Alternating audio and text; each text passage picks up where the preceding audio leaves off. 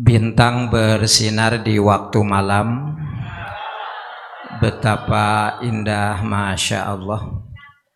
Terimalah salam mulia dalam Islam.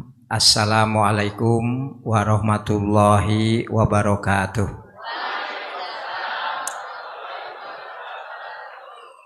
Alhamdulillahi wahdah, wa salatu wassalamu ala man la nabiyya ba'dah. Amma ba'du. Pimpinan pesantren, ketua yayasan yang saya hormati dan saya muliakan, Rektor Universitas Langlang Buana yang saya hormati, saya muliakan, Ketua STAI, Rektor ITM, segenap pengurus yayasan, kepala sekolah, guru, mahasiswa yang saya banggakan, wabil khusus para guru saya. Kalau saya guru kecil ya, ini guru besar bedanya. Beliau adalah guru-guru saya ya, baik waktu di Uninus maupun sekarang sudah di Universitas Langlang Buana. Bapak Ibu sekalian, berbicara pondok pesantren ini adalah harus dijadikan sebagai dasar oleh kita semua. Sesuai dengan amanat Syekhuna bahwa seluruh pendidikan yang ada di Al-Muhajirin dari PAUD sampai perguruan tinggi, maka ruhnya ini adalah pesantren. Jadi Bapak Ibu ketika mengabdi di Al-Muhajirin, yang harus menjadikan ruh utamanya itu adalah pesantren. Kebetulan saya meneliti dari tugas akhir D3, kemudian program sarjana, magister dan doktor ini tentang pesantren. Karena saya cinta pesantren. Nah ini Bapak dan Ibu, kalau melihat pesantren ini menjadi angin segar. Saat ini pesantren ini adalah sebuah lembaga pendidikan yang sudah menjadi sebuah undang-undang. Undang-Undang nomor 18 2019 ini mengatur tentang pesantren.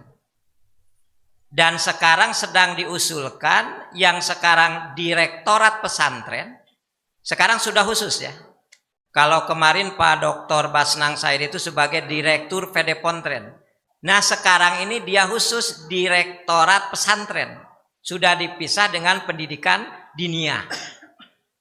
Bahkan Bapak dan Ibu, ini Direktorat Pesantren sedang didorong akan menjadi Direktorat Jenderal Pesantren.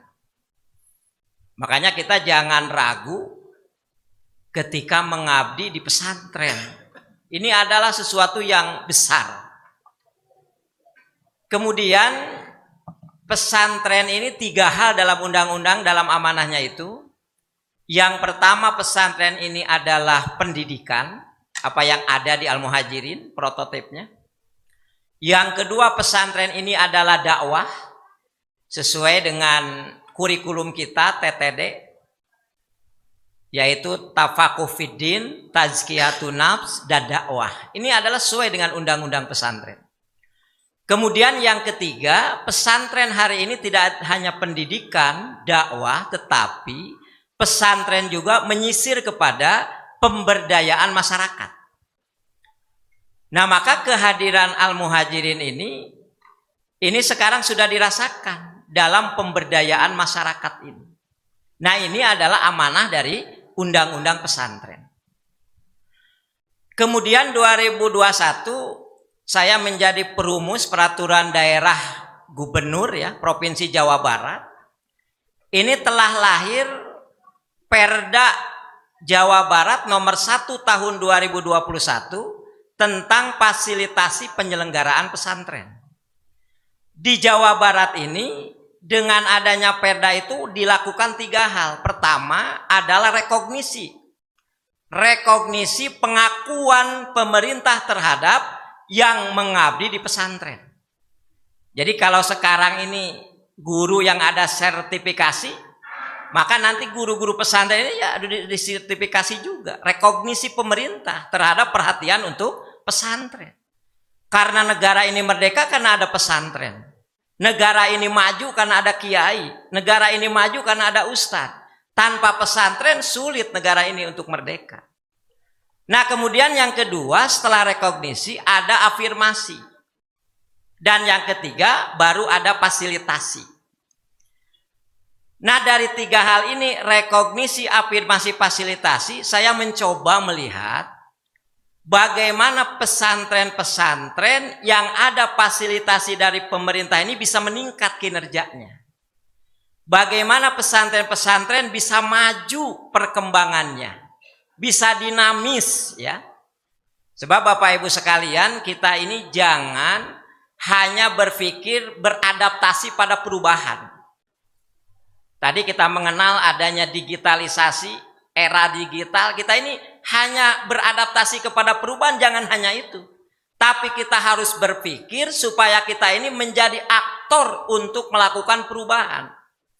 Maka cocok Syaihunah itu adalah Syaihunah itu hijrah yang mengubah. Ini adalah aktor melakukan perubahan. Jadi kalau hanya beradaptasi perubahan, mengikuti orang lain.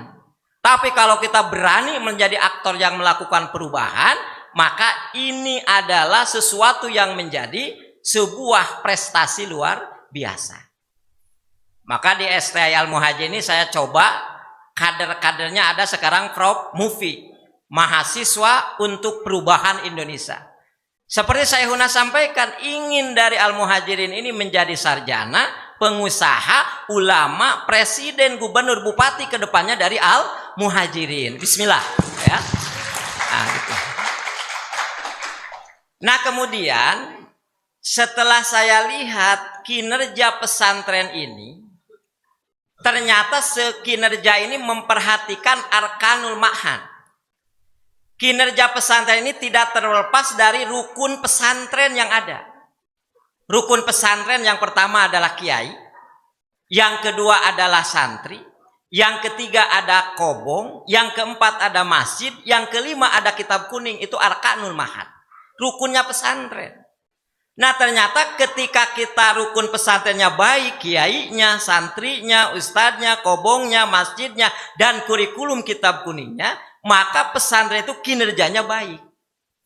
Maka saya coba melihat sebuah metode yang dikembangkan di perusahaan, metode yang ada di perusahaan-perusahaan, yaitu balance scorecard. Jadi saya coba, ini pesantren Al-Muhajirin sudah jelas lah. Pesantren lain misalnya. Nah, ternyata dengan memperhatikan balance scorecard, pesantren itu kinerjanya baik karena arkanul ma'hadnya juga baik. Pertama, harus melihat dari perspektif proses internal. Jadi balance scorecard ini ada 4 perspektif. Yang pertama adalah perspektif internal. Tadi Syaihunah sampaikan, orang yang ke Al-Muhajirin itu harus belajar, sekalipun rektor gitu. Biasanya Parang Kedul nggak jadi rektor biasanya, hoream gitu. Nah, ini adalah menandakan apa? Proses internalnya dari sebuah belajar gitu. Bahkan saya melihat dalam filosofi pendidikan, kita ini adalah mendidik bukan mendadak, artinya proses gitu. Jadi kita kepada anak-anak itu, Bapak Ibu Guru, kita ini mendidik, bukan mendadak, bukan ujug-ujug. Persib Bandung menjadi juara itu latihannya luar biasa. Indonesia dari 170 menjadi 125 tingkat FIFA, luar biasa itu prosesnya. Maka kita harus mendidik, bukan mendadak. Nah, kemudian yang terpenting, Bapak Ibu sekalian, kita ini harus memuliakan, jangan merendahkan, itu yang terpenting. Bagaimana guru memuliakan santri, bagaimana kepala memuliakan guru-guru, bagaimana kita memuliakan anggota ormas dan lainnya, itu memuliakan konsepnya. Nah, yang ke satu jadi proses internal. Yang kedua, dengan balance scorecard ini adalah perspektif pengembangan dan pertumbuhan. Bagaimana yayasan dengan gerakan-gerakannya Teh Ifa sebagai ketua yayasan mendorong semua guru, semua kepala untuk kuliah lagi. Ini pengembangan, investasi jangka panjang, dan ini hasilnya luar biasa. Ini pengembangan. Yang S1 Yang sarjana naik ke magister. Tidak ada di Al-Muhajirin, ada UNLA. Yang sudah sarjana langsung ke doktor. Tidak ada di Al-Muhajirin, ada UNLA, sudah kerjasama dan biayanya murah. Nah, ini adalah proses pengembangan dan pertumbuhan. Setiap awal semester guru bertemu syaihuna taujihat. Ini pengembangan dan pertumbuhan. Ini luar biasa dengan balance scorecard kalau kita laksanakan seperti itu. Kemudian yang ketiga, tentu penting adalah perspektif pelanggan. Kita ini produknya adalah santri. Lulusan PAUD, SD, SMP, SMA, kuliah, ini kita ini santri. Produk santri ini, maka lulusannya ini dalam transformasi itu kita harus user sentris. Harus berpusat kepada user. Siapa user kita? Orang tua. Jadi kita harus berpusat kepada orang tua. Bagaimana lulusan Al-Muhajirin? Kemarin bertemu yang bekerja di Pemda, alhamdulillah bisa baca Quran, sholatnya baik. Berarti user sentrisnya kena ini Al-Muhajirin ini. Bertemu lagi pegawai bank, alhamdulillah saya belum hafal Quran, anak saya sudah hafal. Berarti user sentris sesuai dengan pelanggan. Ini perspektif pelanggan.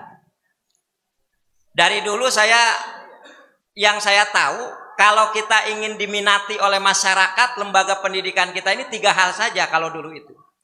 Yang pertama adalah disiplin, yang kedua bersih, yang ketiga ada prestasi yang dibanggakan baik akademik atau non akademik. Mungkin hari ini ditambah yang beradaptasi dengan teknologi gitu, sekarang ini. Nah, ini 4 hal saja kita akan diminati oleh masyarakat. Dan yang terakhir Bapak dan Ibu, dari balance scorecard ini adalah tentunya kita ini adalah perspektif finansial. Bagaimana otonomi di Al-Muhajirin ini, kepala ini diberi kewenangan untuk mengelola anggaran. Bos dari pemerintah dikelola 100% oleh para kepala sekolah. Ini adalah finansial yang luar biasa, otonomi ini. Ini artinya apa? Muhajirin sudah memperlihatkan dari segi finansial ini bagaimana pengembangan ini tergantung dari para kepala unit, para pemangku kebijakan di unit. Inilah kenapa kinerja Al-Muhajirin baik, karena memperhatikan proses internal, pengembangan pertumbuhan, pelanggan, dan juga finansial. Allahul muwaffiq ila aqwamit thoriq. Wassalamualaikum warahmatullahi wabarakatuh.